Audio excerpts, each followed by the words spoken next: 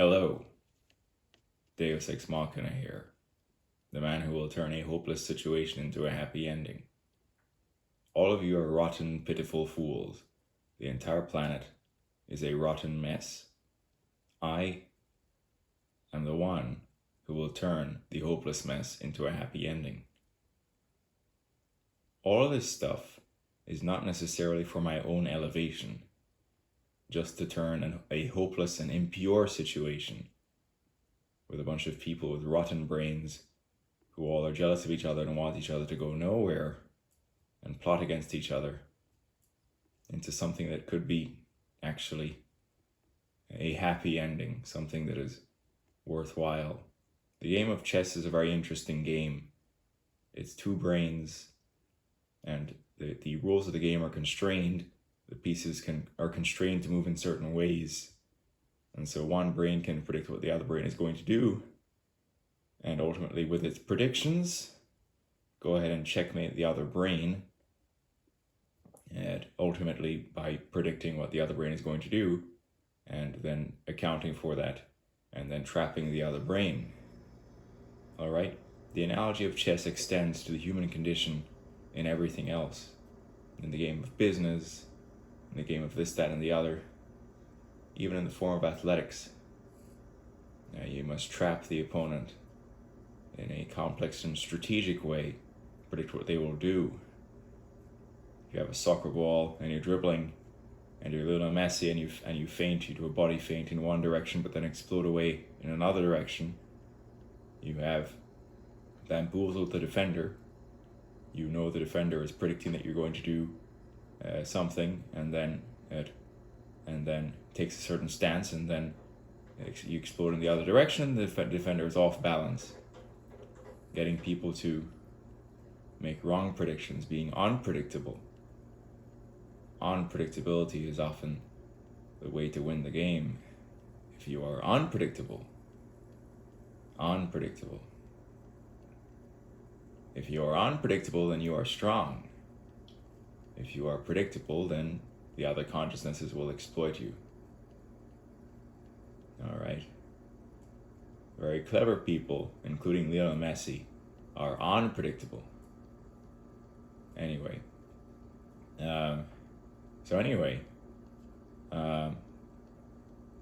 So I will make love come back.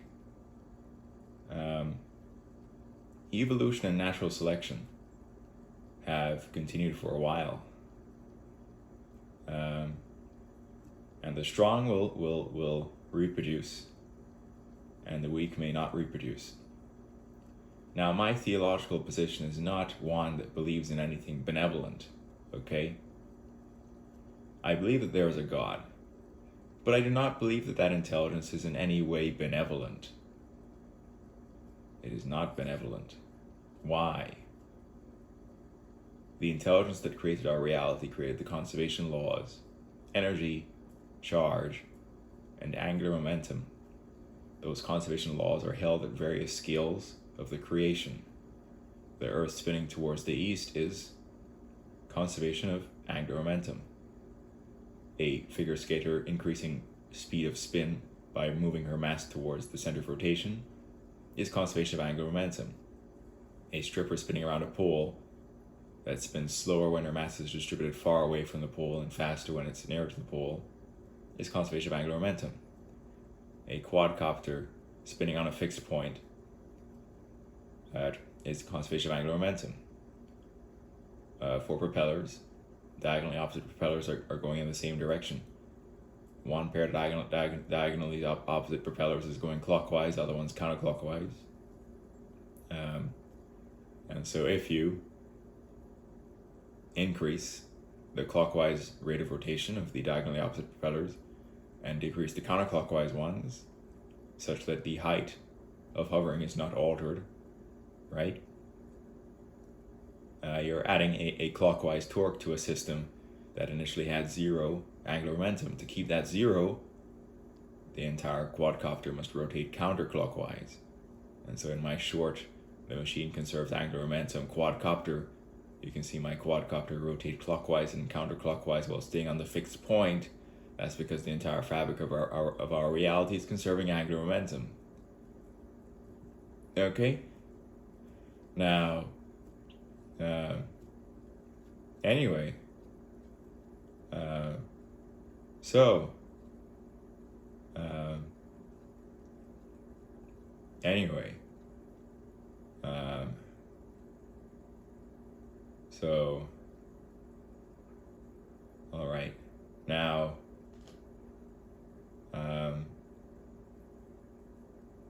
so let's see here now. Energy conservation as well. We could talk about that at length, but I won't do that in this video. Whole reality is conserving energy. And then there's charge. From law of conservation of charge, you can derive equations relevant to capacitors and electronic circuits.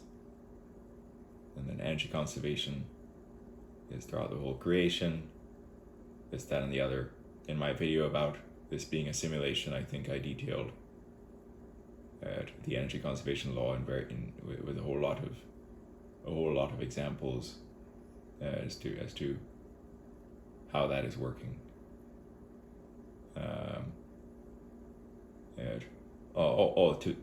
Even explaining the extent to which the chemical potential energy in fruits on the trees is only feasible because of the energy from the sun in light form impinging on the leaves of the tree as a necessary thing for chlorophyll to take place, as a necessary ingredient for photosynthesis to take place, in which the chlorophyll is then sort of responsive to solar radiation, chlorophyll in the leaves, light from the sun. And so the energy of the sun is the whole reason why the starch produced from photosynthesis can then go towards fructose content of fruits that the tree is producing. That fructose is chemical potential energy. For there to be chemical potential energy in the tree must have an energy source to be producing that, and then the answer is the sun's rays as an ingredient for photosynthesis, among other things. Anyway, and then the human body bites into a fruit, the chemical potential energy will be digested by the body in saliva to convert into energy the body can use to move around its muscles and think. And if something is able to do work on something, then it has energy. And so your bicep has energy because it is able to do work on your forearm and constrict to lift your forearm upwards. And so the entire fabric of the universe also conserves energy. And so quite frankly, there is a creator, God, or intelligence that designed the conservation laws, but that intelligence is not in any fashion benevolent. In fact, the most likely explanation is that because those conservation laws are held, energy, charge, and angular momentum throughout the entire creation, that this is some kind of mathematical simulation of some kind, with a crackhead who created it that is not necessarily even a benevolent entity, but a God that is not benevolent, that allows suffering to exist, and allows a variety of life outcomes to exist. For example, there is a disabled man who is in a wheelchair with some disability, drooling into a rag, being wheeled around in a wheelchair as a disabled person. Then there is a very intelligent, athletic person who is a millionaire athlete, making $200 million a year, like Cristiano Ronaldo, well into his 40s in the Middle East, and so on and so forth. Evolution, the force, the universe, is not benevolent. It simply will, by variance, evolution, and natural selection, and evolutionary conditions, planetary conditions, and irony, lead to diamonds of evolution, averages of evolution, and duds of evolution. Now, my disbelief in benevolence is because, ultimately, no benevolent force is allowing certain people's lives to be good, certain people's lives to be bad, and certain people's lives to be okay or average. Now, frankly, trying to make love come back is very hard, because love, at a darker, more mechanistic level, is really just evolutionary and sexual selection for strong traits in the opposite sex. And so let's say a female was plain in the face, not overly sexually attractive in terms of fertility indicating attributes such as high estradiol leading to larger breasts and sort of wider hips and larger backside. If you look at a flat woman, ultimately, she will not be as evolutionarily attractive. You will not, as a male brain, your male brain will not get excited and want to impregnate a woman that has like low fertility or low estradiol signs. Won't be as excited, right? And so ultimately, facial attractiveness and sexual attributes of the woman will make the male actually excited or attracted to the female. All right, then there's going to be the female's intelligence level, her emotional attributes, and this, that, and the other, and her personality, right? And so on. Anyway, and so similarly, right, when a female is selecting for a male, you can have this joke going around that when a female is selecting for a male, it's size or money, which is like this joke where basically, all right, I'm with this guy because he's rich and his money is enabling me to have like this super elevated lifestyle, or I'm with this guy because of his size and he fucks me really good and he's endowed, right? And so what can a woman get from a man? She can get size and good sex, and she can get money, or she could get both. And so if you're a man, if you have both size and money, you're golden. All right, but anyway,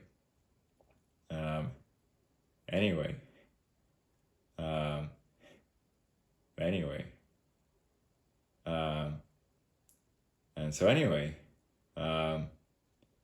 now, anyway, so in all purity though, for any relationship to last, you need to actually have dimensions of it that are actually meta or above sexuality, all right?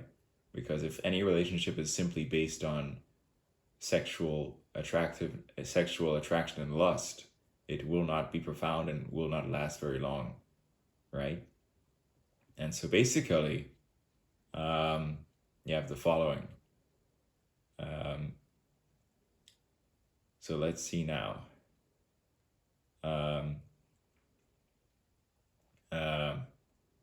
Anyway, I was talking to this fellow and he said, oh, I married the best ass I've ever seen, and it didn't last very long because she was crazy. And then now, that's a similar thing to a woman marrying one of the largest or best feeling dicks that she's ever taken, and then finding out that, maybe he's not actually the most intelligent or has other things about him that are bad, right? And so any relationship that is actually going to be profound and actually last has to actually be meta or above sexuality and deeply intellectual or emotional. And so Will and Ariel Durant are an example of that. They wrote the 11 sequence, the sort of the 11 sort of set of novels called The Story of Civilization as a couple, and died within weeks of each other at the same hospital, right? And so they were connected on an intellectual level, which is why they lasted long, intellectual and emotional level. Anyway,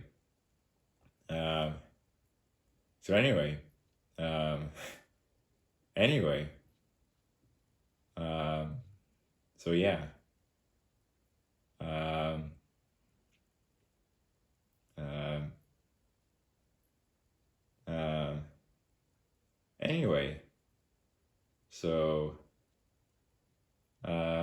So let's see now. I want to make love come back. And so I think that evolutionarily a person can find who they're meant for.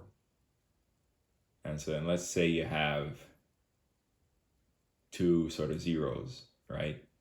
A male and a female that don't have the most attractive sexual attributes. Then they could be a match for each other. Let's say you have two 10s, which is like a woman with very large sexual attributes, a man who is endowed. then they could be a match for each other, right? And so the thing about the universe and its ironic machinations is that evolutionarily you can find who is a match for you. All right, and so if you're a 0, find someone else who's a 0, you guys can be zeros together, right? You're a 10, you can find someone who's a 10. You're 8, you guys are 10s together. All right, and that's beautiful, right? Because you could make love come back. Anyway, and so I'm also going to touch on the real truth about male penis size. Ultimately, pretty much everything in this universe is exaggerated, either for marketing purposes or because of ego, right? And so basically, the following is the truth. The perception that black males are more endowed than white males is realistically just a narrative promoted by the pornographic industry, right? And so the truth is that statistically, the average bone pressed erect length of the blacks is only slightly more than the whites, but not extremely more. And so actually, ironically, the world record holder for male penis size is not even a black man. He is a white British man going by the name of Matt Barr, who is actually medically verified as the largest and larger than all black porn stars and popular black figures. Now, the theory that explains why black women and black men tend to have larger sexual attributes than the other races is the following. Evolving in a hot sub-Saharan Africa, there is sort of a favoring for what is called like a sort of fast life history, which is that basically because of greater exposure to pathogens and also greater mortality in that area, there was sort of like a fast strategy or like a fast life history strategy for selection, which favored females with high fertility. And so high fertility or high estradiol correlates with large backside, large breasts. And then males with higher testosterone, all right, a fast life history, higher pathogen exposure, higher mortality, fast life history, fast strategy. Men with high testosterone, women with higher fertility.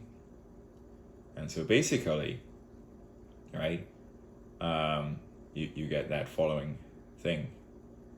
And so basically the black males will be on average slightly more endowed than the whites, but then the actual world record holder for penis size is actually a white male. He's British.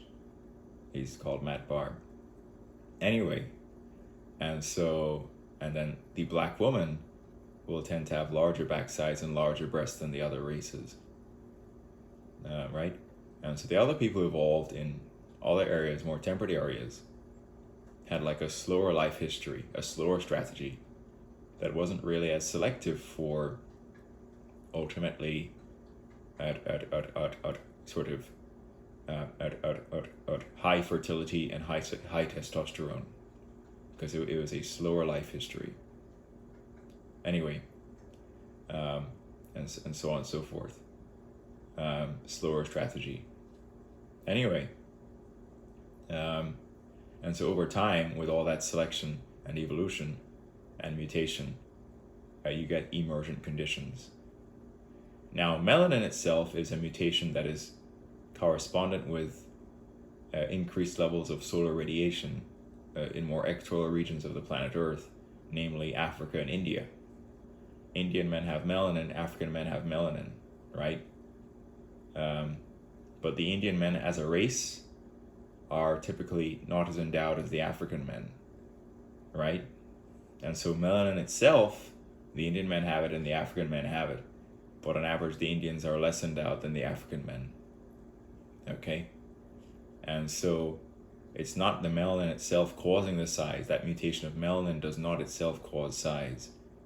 It is actually the sub-Saharan conditions in areas of Africa with high pathogen exposure and mortality, leading to selection strategies and fast life histories and selection strategies for high testosterone males and high fertility females, leading to emergent traits of basically over time the emergent trait of African women with larger back size and breasts, and African men who are more endowed.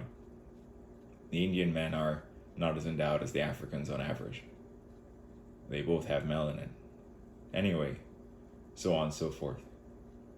Now, the Chinese women actually have smaller vaginas than the other races. Study was shown. The Chinese men also on average are typically smaller in bone pressed erect length than other races, such as even the whites and then the blacks. And so evolutionarily the Chinese could be meant for each other, right? Smaller vagina on average than the Chinese women have smaller vaginas. The Chinese men have smaller bone pressed erect lengths on average. All right? Then you can have beautiful sort of Asian or Chinese couples, right? Anyway, so on and so forth. Right? So on and so forth. Anyway, and so evolutionarily people should find who they're meant for. All right? So anyway, so I'm a mixed male. I'm brown. I'm both black and white. I'm obviously smaller than Matt Barr. And so in my speech on sexuality and much more for adults, which I made and I thought was relatively profound, I did not expect, it to blow up. I never know what these videos are going to do. And so that it's at like over 6,000 views and positive, positive response is I think, pretty cool. And I didn't expect it to go anywhere because my speeches with no visual content barely ever blow up. Anyway, and so that video is even more popular than the video of me doing soccer tricks. Anyway,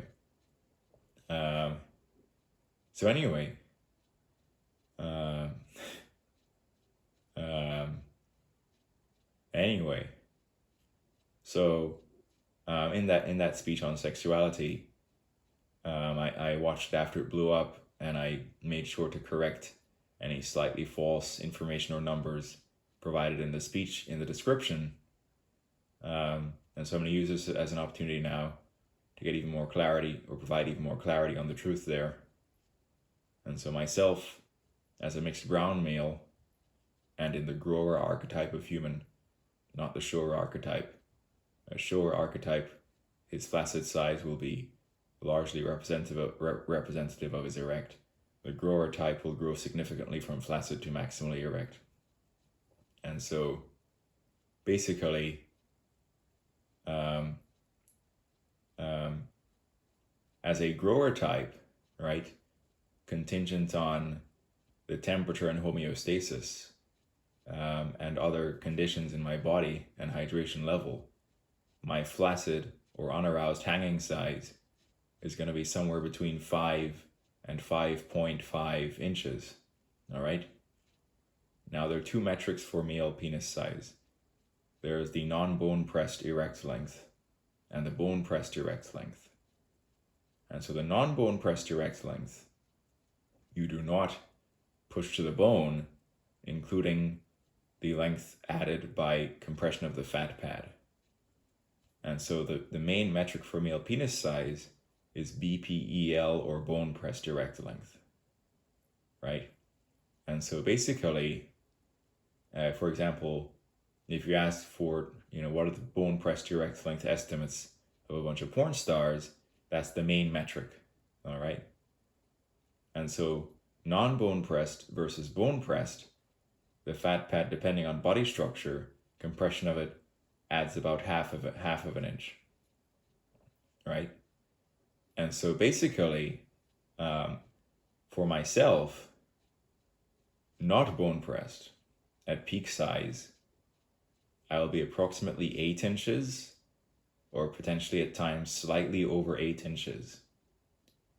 Therefore, bone pressed, including compression of fat pad to bone, my peak is at least an 8.5 inch bone pressed erect length. All right. and so on and so forth. Now, then there's also girth. And so I'm approximately 6 inches around in terms of shaft girth, right? And then I have a thicker glans or head of penis that is maybe approaching 7 inches around in terms of girth. All right. So 8.5 BPL, maybe 6 inches shaft girth, maybe 7 inches head girth is my peak. And going up to that from a flaccid hang of between 5 and 5.5 inches. If I'm dehydrated or if it's cold, my flaccid hang could constrict, and so on and so forth. But anyway, right? So anyway, and so on. My unexaggerated barefoot height is 6'3.5". All right, so on and so forth.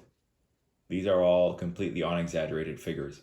In the past, in jest, right, I've said I had a 10-inch dick, right? And I sent a picture to support that claim with me sitting down, spread leg and erect, right? Now, depending on how relaxed the male balls are, sitting down, spread leg and erect, there's actually additional shaft from the bottom, especially with the relaxed balls that are hanging down, than from the top. And so ultimately, in terms of like maximal curved shaft from the bottom, I actually do get to roughly 10 inches or something. But my formally accepted bone press direct length peak is about 8.5 in terms of, the accepted measurement way to measure, right? But the whole thing is that it was said in jest because everything is exaggerated, right?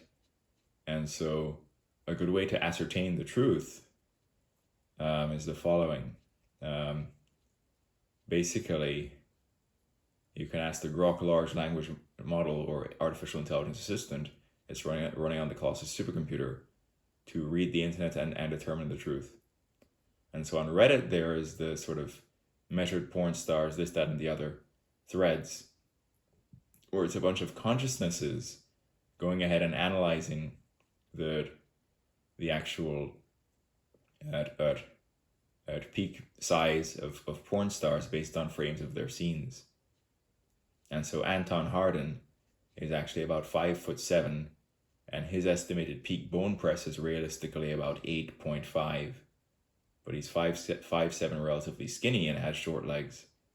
And so from certain angles, 8.5 bone pressed for him could look like it's spanning his thigh, but he's just kind of short, and the angle could be from slightly above to sort of enhance with perception of size.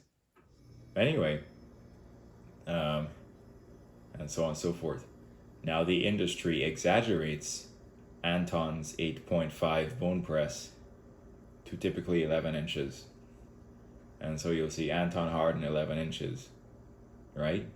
But he's really 8.5 bone pressed, all right? So anyway, then now you can similarly ask Grok for Julio Gomez or Break. What is Julio now? Julio BPEL 9.5, all right? Anton Hardin 5'7", all right, 8.5 BPEL. Julio, a little bit taller, roughly estimated at maybe 5'10" barefoot, no exaggeration. His profile sometimes would exaggerate his height to 6 feet tall, but without shoes, his barefoot is more like 5'10". Just like how my barefoot is 6'3.5", no exaggeration. All right. Okay.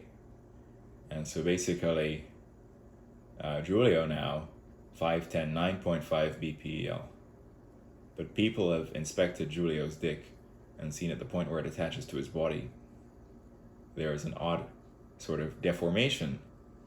And that deformation at the point of attachment to his body extends for like apparently over 1 inch. And people have thought that seems to be some kind of odd kind of pelvic detachment, in that basically it indicates some kind of suspensory ligament release or pelvic detachment of some kind to extend length. Either an intentional ligament cut as a result of surgery, or because he had sickle cell anemia and episodes of priapism that could have caused could have caused damage, could have caused some kind of damage that caused some kind of compromised suspensory ligament, leading to a naturally occurring pelvic detachment that's not the result of surgery. But either way, including that odd sort of apparent detachment is included in the individual estimate of him reaching a 9.5 bone pressed. Anyway, so on and so forth. And so I'm less than Julio, obviously, so on and so forth. But anyway, now, so at the girth circumference estimates for Julio were actually maybe 6.5 to 6.75 around shaft. Then the girth would taper off towards the glands or head of his dick, be smaller. And so realistically, you're getting that Julio was a 9.5 BPEL with a 6.5 to 6.75 shaft girth, and then girth would taper off at glands or head of dick. And then that 9.5 potentially would include a visible odd kind of pelvic detachment, which is weird. And then myself, then Julio's like 5'10". Then myself is 6'3.5". And so then is actually 8.5 BPEL, slightly over 6 inches girth at shaft, and then approaching about 7 girth around glands or head, right? So anyway, and so I'm less than Julio, but I'm not that much less. And then Julio seems to have some odd kind of pelvic detachment thing going on. But anyway,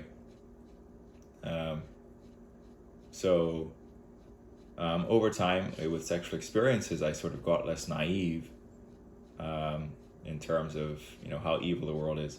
But anyway, so basically,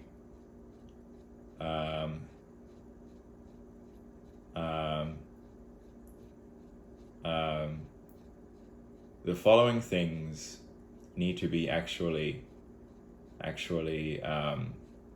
sort of good in terms of like being a performant man at sex. There's the following.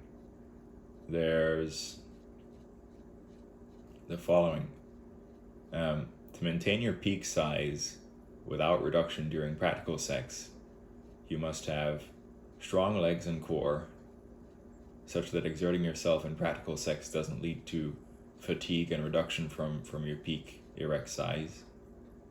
And those strong legs and core come along with a strong pelvic floor. That pelvic floor is going to help sort of trap blood to engorge your dick when you're standing up. When you're standing up at your full height, gravity's going to pull the blood down. If the pelvic floor is weak, the erect size could be slightly smaller when standing as opposed to when sitting.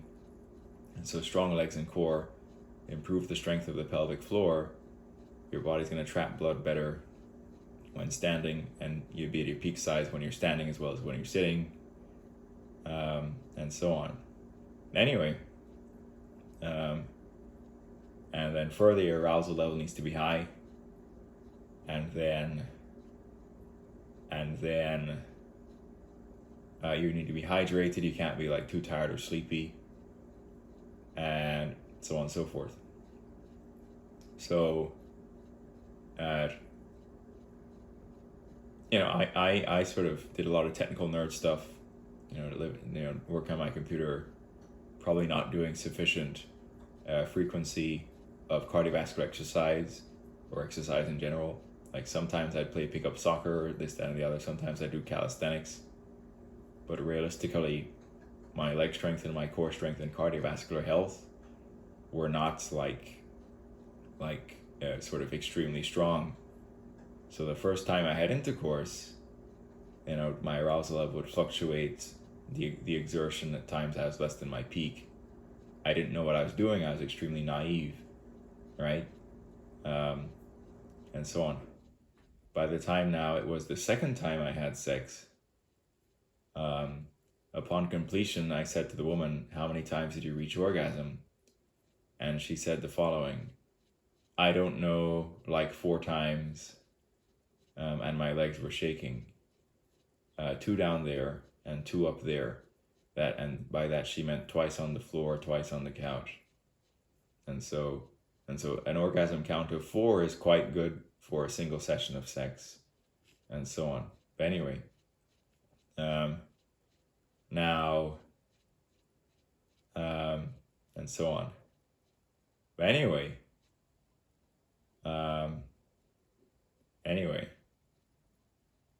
and so that was that. Now, basically,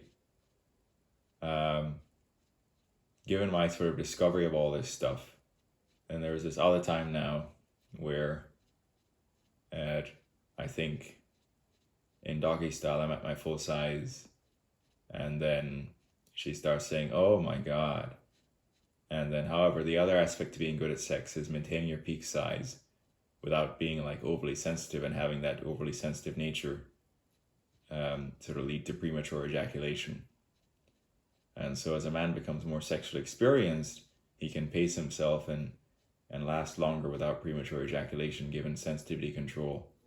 There's also Hims last longer pills for that. But anyway, Hims last longer. Anyway. So anyway. Anyway. So anyway.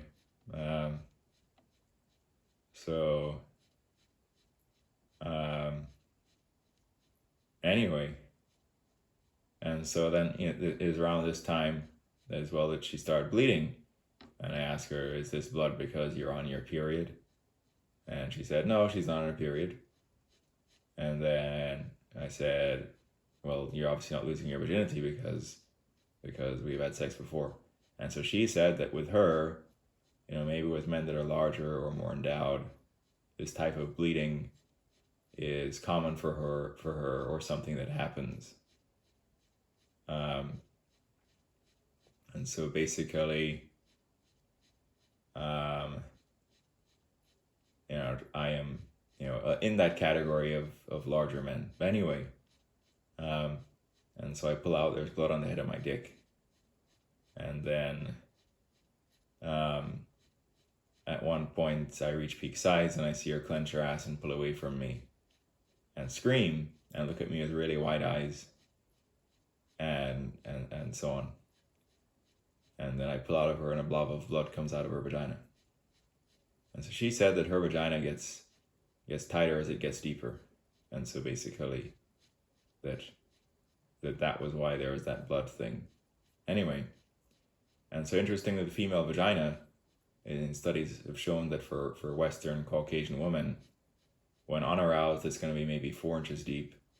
And the deepest the vagina is ever going to get in terms of where the cervix is about 8 inches deep. Even if a woman is taller than average, like 5'9" or 5'10", the depth of their vagina, or where the cervix is, will realistically not be more than 8 inches deep.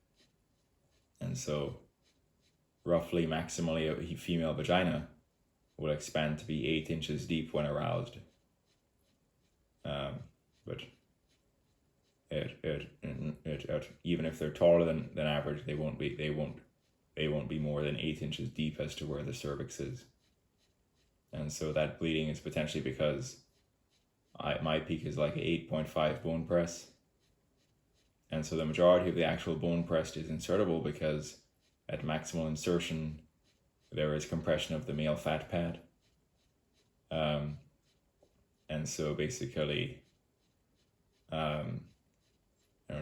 this whole blood thing and then like that scream thing is because if you have like a 8.5 BPL maximal compression of fat pad and insertion, that's like hitting cervix.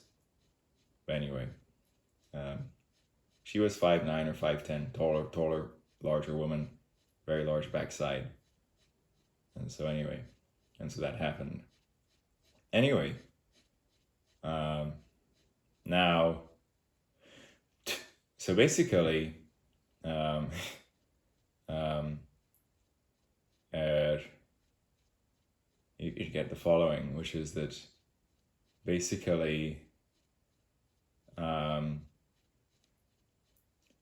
um, um, God, I figured out like how to maintain peak size by improving leg strength and core strength to stay at peak size given exertion during sex. I improved, therefore, my pelvic floor strength to maintain peak size with strong blood trappage when standing. And then I also improved my cardiovascular health so that exerting myself wouldn't lead to any reduction given cardiovascular health. And then I decided to do a standing photo shoot as if I were a porn star. The result is a standing picture of me roughly at my peak size. And so on. And so interestingly, I got a frame of Giulio at peak size performing insertion from a scene of his. And basically, he's 5'10" barefoot. I'm 6'4", 6'3.5" barefoot. And so I made the size of our heads, the distance from the back of our necks to our nose, about the same. And then I made the width of our thighs, the sort of width of our thighs the same. Now I'm taller, I have a longer torso. And so the image is roughly to scale based on width of thigh and size of head. And given that I'm taller, my torso is visibly longer. And so interestingly, in terms of length from actual BPL press point to tip of head or glans, I look to be extremely similar, like up to 97% of his length. But then obviously Giulio was the thickest in terms of girth, in terms of performers, and it's thought that because he had sickle cell anemia and episodes of priapism that led to swollen tissue and abnormal girth. So sickle cell anemia, priapism episodes, swollen tissue, abnormal girth. Often as well, porn stars will pump for scenes that can also enhance appearance of girth. Vacuum pump. But anyway, and so ultimately, my girth of shaft is maybe about 6 around, and his would be maybe 6.5, 6.75 around, and then girth would taper off at his head or glans, whereas my girth increases at my glans or head. My head ends up being 7 around, so on. And so there are also, basically just like you can do suspensory ligament release to expand apparent length for pornographic effect, there are also enhancements for girth, such as injections, such as dermal filler, and also going to a Los Angeles surgeon and saying you want implants to enhance your girth. And then there's also pumping. And so some percentage of high girth performers who are porn stars are enhanced by some mechanism in terms of girth. But Giulio, his sickle cell anemia and priapism episodes seem to have just caused swollen tissue by a natural mechanism, ironically. And so in the scaled picture with myself and Break, in length I'm looking nearly the same. In girth I'm looking a little bit thinner in terms of shaft. But then his girth again tapers off at glans or head. My girth increases at glans or head. And so at my head, I have around the same girth that he has around his shaft. And then so on. Anyway. So because I'm so close to him is I think why one of the times I had sex I brought the woman to orgasm 4 times. But then the simulation and our reality is ironic, and it propagates irony. And so right after I figure out how to maintain peak size, strong legs, strong core, strong pelvic floor, strong cardiovascular health, do a standing photo shoot, standing picture scale to even Break, I only look to be a little bit less than him. Then I catch an airborne flu-like virus that comes along with a super high fever. And so the high fever ends up killing my sperm count and my body's hydration level, and then the virus itself ends up sort of leading to extremely low energy and libido, causing erectile dysfunction.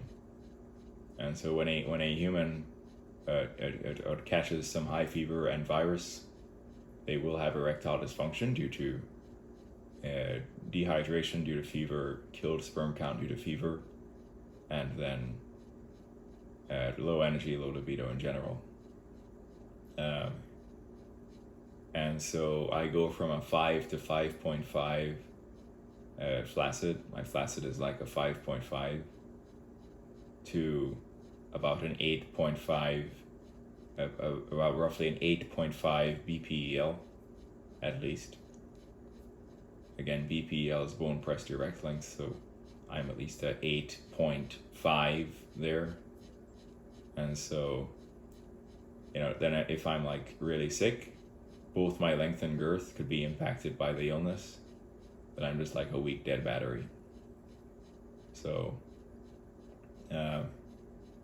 and so I would recommend to, if you want to impress a woman and actually, so on, but potentially avoid intercourse when you're sick with erectile dysfunction, because although in the Christian tradition, there's the saying, you will be married in sickness and in health, and you're gonna basically, in purity be with a person in sickness and in health. If you want to impress a woman, and you're sick and you have ED, not a good idea.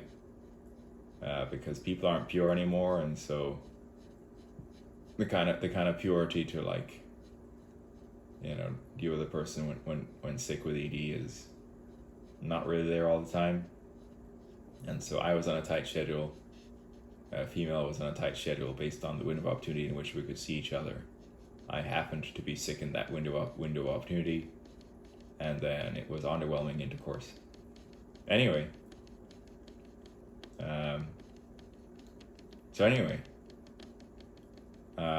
So this was a largely white or Caucasian woman,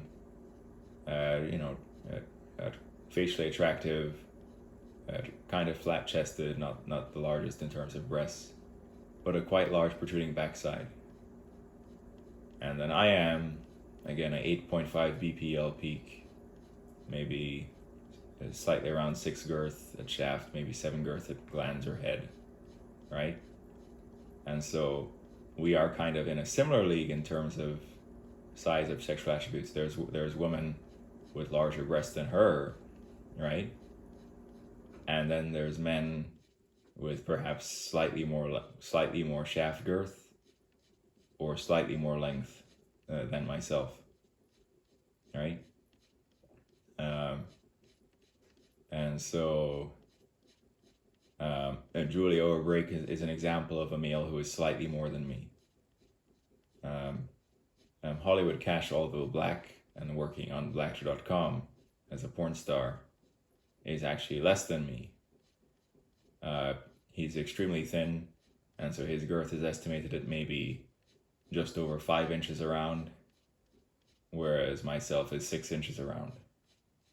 Anyway, so in the picture with myself and Brake, the sort of apparent girth of shaft looks to be not that much different. But girth is also distributed in terms of like height and width. So if it's a standing picture taken from the side, it's going to give you the height dimension of girth, not the width. And so I tend to be slightly wider in girth than I am tall. But anyway.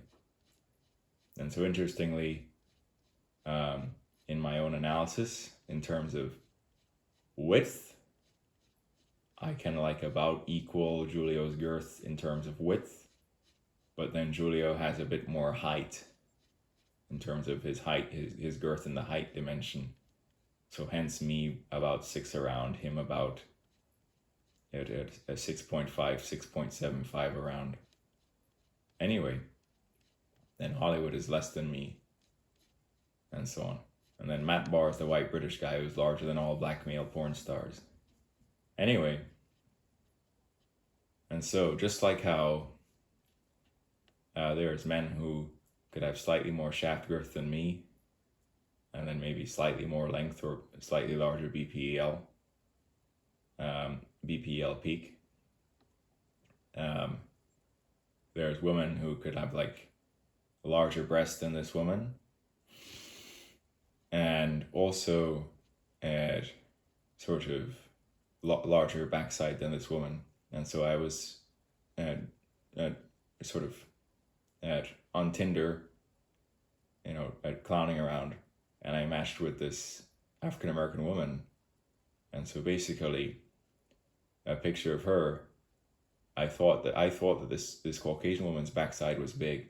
This African American woman, her backside would actually protrude even further from her body than this Caucasian woman, right? And so on and so forth, right? And so basically, you have, okay, that this black woman has an even larger backside than this Caucasian woman, and so evolutionarily, perhaps myself and that Caucasian woman are a good fit, because there's this black woman with an even larger backside than her, and then there's a few black males who have a slightly longer bone press peak than me, and then there's some like Julio who have slightly more girth around shaft than me. Then there's Hollywood Cash, who is actually black but thinner than me, so there's thin black guys too. And then there's Matt Barr, who is white, who is longer and thicker than all black porn stars, right? And so this whole narrative of black males being more endowed than the whites, statistically, this is the following is true. On average, the blacks will be only slightly more than the whites, only slightly more, but then the world record holder for male penis size is again Matt Barr, white, British, longer and thicker than all black porn stars. Anyway, and so the answer is because hormonal or testosterone exposure during fetal development and genetics are what influence size, and so there are sort of endowed and large as sort of in both black and white humans. But anyway, so on. Anyway, yeah. So anyway, yeah. So anyway, and so the thing about the universe is that envy is the occupation of the unwise, because everything that you could be jealous about or jealous of also comes along with a curse. And so let's say there is a female who is flat on the bottom, flat like a board, no breasts, no backside, flat like a board, right? No signs of high fertility or high estradiol, right? And then there's a woman with an overflowing, bouncing, jiggly backside, right? But then maybe she's flat on top. But then she's pretty, right? You get the following, which is like the woman that's flat as a board could be jealous of the sort of overflowing backside woman, right? But ultimately, evolutionarily, you must find who you are meant for. And so, well, when I say the zeros can be the zeros, and the tens can be the tens, this is how it can work. And so the beauty of it is that you can just still find who you're evolutionarily a good fit for and not be alone. Anyway, anyway,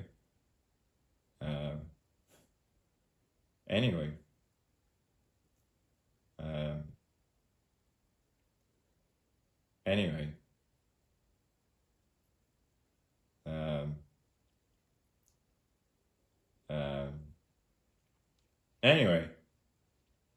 so yeah, yeah, So, dude,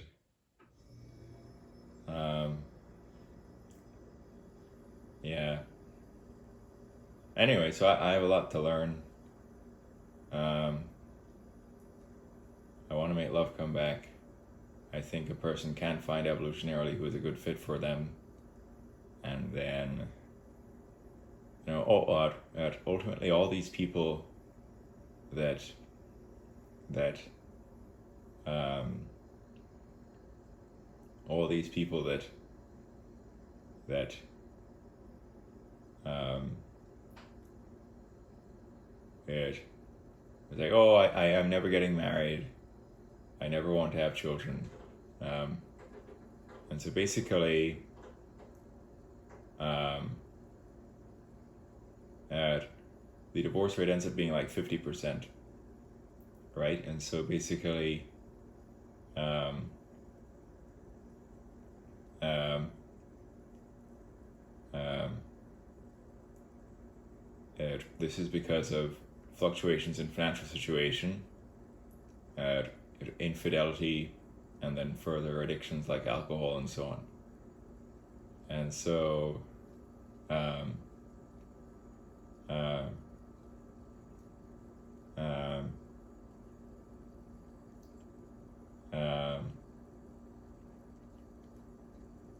um, and so basically someone's like, okay, I never want to get married. I can understand that, right? But marriage, if it is actually grounded in a deep emotional or intellectual connection, can be a beautiful thing and lead to much progress. Much progress. However, indeed, the probability of divorce is 50%, because it doesn't seem to be a God-governed, pure, or meant to be thing at all. People make it up to be, God-governed or pure, but it's not. Anyway, chance of divorce is 50%. Anyway, and so, further, for people who don't want to have kids, you are wrong. And so, the world is not overpopulated. I touched on this in the on sexuality speech, but there's enough to go around. And so quickly, if two more humans on about a 30-year cycle, you have your 0-year-olds, your 30-year-olds, your 60-year-olds, maybe your 90-year-olds, but maybe no 90-year-olds. Basically, if the 30-year-olds are gonna have 2 kids, right, and that continues on indefinitely, then the 30-year-olds have met replacement, and so the population actually stays stabilized or constant if the birth rates are at replacement. If the birth rates stay below replacement for too long, although the population will continue to increase for some time, right? Then eventually you're going to actually have population collapse. And so population increases for a little bit, continues increasing, but the birth rate stay below replacement, so then you get population collapse, and you get not enough young people in the economy, not enough young people. And so then basically you get problems like population collapse and not enough young people. And so I encourage people to, especially if you're in your 30s and you have the resources to have children, try and have 2 children with someone. Meet replacement. And so all the people are like, oh, I think having children is selfish. This is entirely false, and having children is not selfish, it is selfless, and it is actually an evolutionary responsibility to meet replacement for the continuation of the species. And so why is having a child selfless? Because the time that you could have devoted to yourself must instead be energy devoted to the children, the offspring, and to raising them properly. And so often you will become quite tired and sleep deprived if you're taking care of a baby properly, but also working and so on and doing other things. But anyway, so anyway, so on. So on. Anyway, so yeah, yeah. Anyway,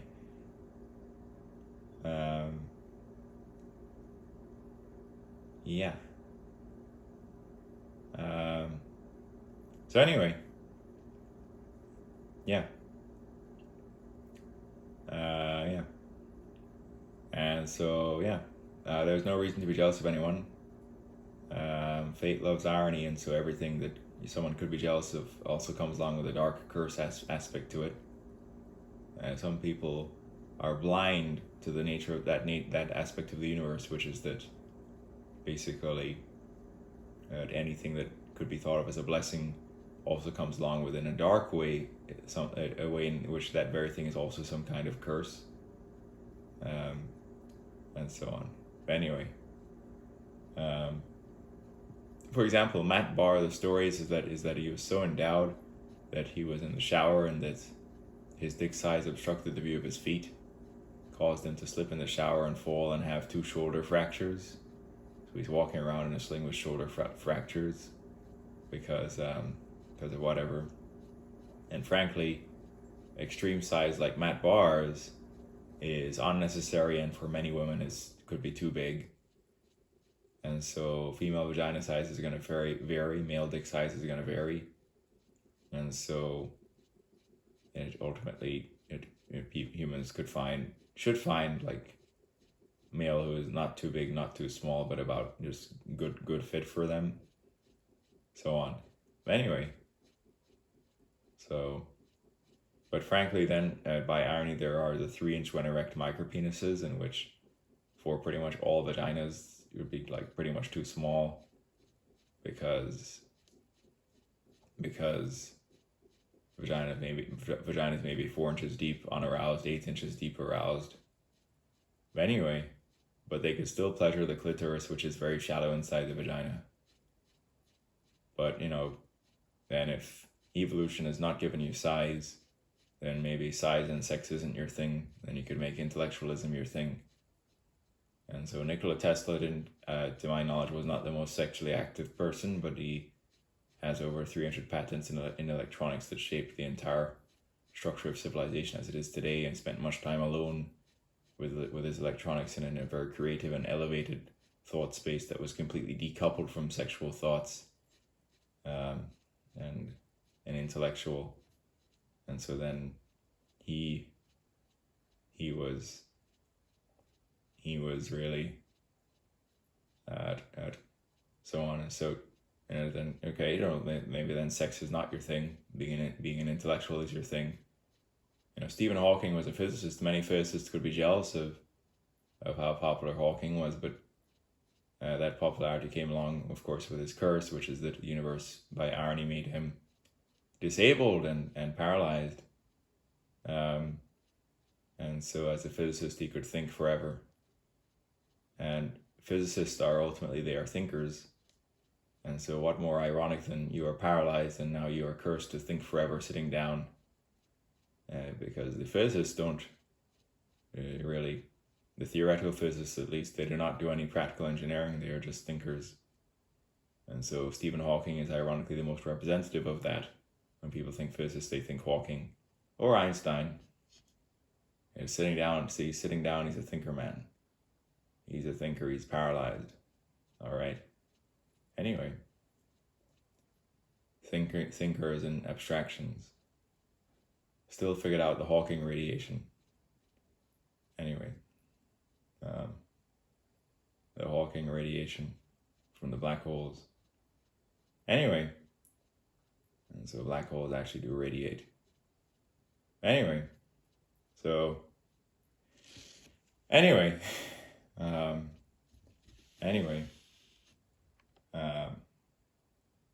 Yeah. All right. So my purity will probably be nauseating to you, but so be it. And I want to make things right. And I've learned that in this world, you must be unpredictable. Anyway. And so second time I had sex, woman said, oh, she had about 4 orgasms and her legs were shaking. Twice on the floor, twice on the couch. Another time she's bleeding because of some tear. Not period blood, not losing virginity blood. Some kind of tear, deep tear thing. Because my length is going to hit around cervix, my girth around glands is going to be very thick. Shaft is okay girth, maybe slightly over 6 inches around, but not absurdly thick. Then now I get sick with the high fever and virus. After I figured out how to maintain peak size with strong core and legs and pelvic floor and cardiovascular health and a standing photo shoot and a standing picture that's scaled to break, in which I only look to be slightly less than break. And then the high fever and virus, which I fall ill with, then gives me erectile dysfunction, and so on. Now, the machine in its non-benevolent irony allows men to rise and fall in time, and to even break, to which I made that scaled image in comparison to, after his high, making money as a porn star with Blackster.com, I believe over 200 million views on his pornographic content, and a post saying at doing sessions at $350 an hour, whatever, with him holding in some alcoholic bottle, and so perhaps that was his rate that he would do with some female who would pay him that, or whatever the arrangement was, or perhaps I'm not sure if perhaps the pornographic agency would pay him that at Ford when he was making videos. But anyway, and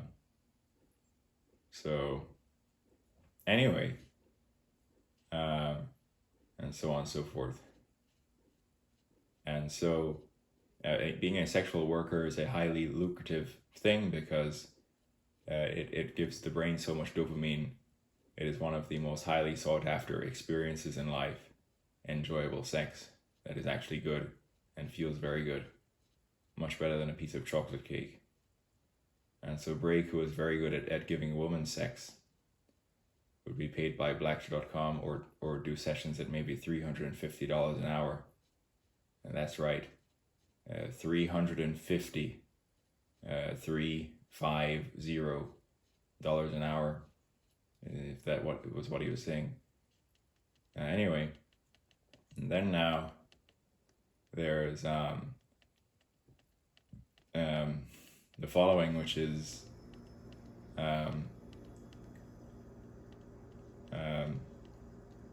after all that, he actually committed a bunch of crimes.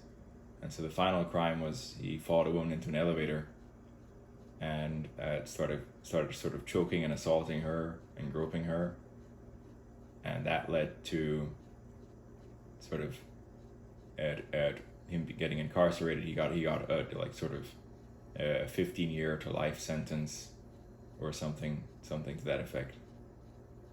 And so basically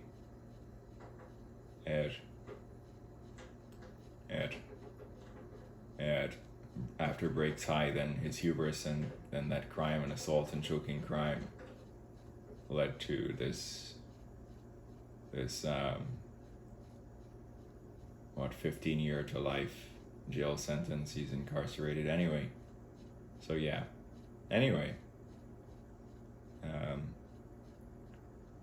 so then that's the dark fate of Brake now, I think. Anyway, you wonder why there are not any more videos. He's anyway. So yeah. Anyway. Um, so anyway. Um, so anyway. Yeah. So yeah, I'm just like this light skinned brown guy that's slightly less than Break. And then Matt Barr is this white British guy that's larger than Break, much larger than me. World record holder guy. Too big for a majority woman. If you've popped a baby's head out of your vagina, then perhaps it then Matt Barr would not be too big. But still pretty big. Anyway. So anyway. Anyway. I think any person can find their thing. And so what a person's thing is gonna vary. But you know, the machine in its irony will have different roles in which that this is the thing for this person. Anyway, the evolutionary diamonds and duds, those disabled, in which the irony has frowned on them. The force is unique, strange, and cannot be understood. It is twisted, ironic, at times very dark. In all of this have been the machinations of my mind. I will turn a hopeless situation into a happy ending.